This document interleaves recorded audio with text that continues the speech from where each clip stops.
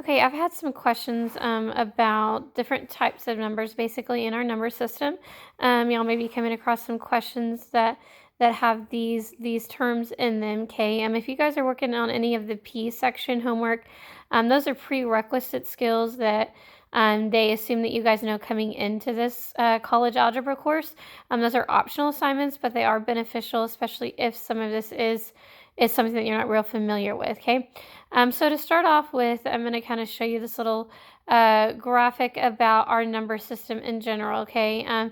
Every number in our number system is either going to fall in a real number category or it's going to be an imaginary number. As you can see on the left of this chart, are all your real number categories, okay? This larger circle over here breaks down all of your rational numbers. So when we look at a number, we will first discuss is it real or imaginary. Then, if it's real, it will either be rational or irrational. So you can see the smaller circle over here is the irrational group.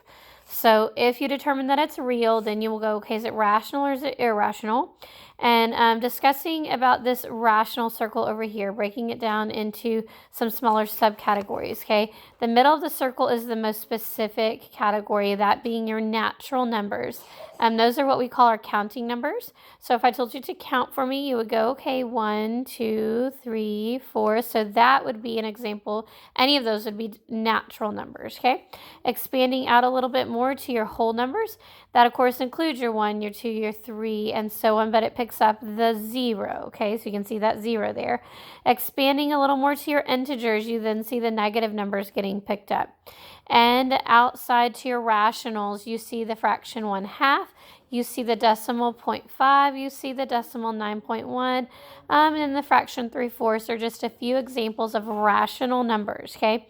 Rational numbers, as you can see, include fractions and decimals. The thing is, they have to be what we call terminating decimals, meaning they are ending, such as 0.5 or 0.34 or 0.6 or 0.8. So if they're showing up as a fraction, know that that fraction has to translate into a terminating decimal.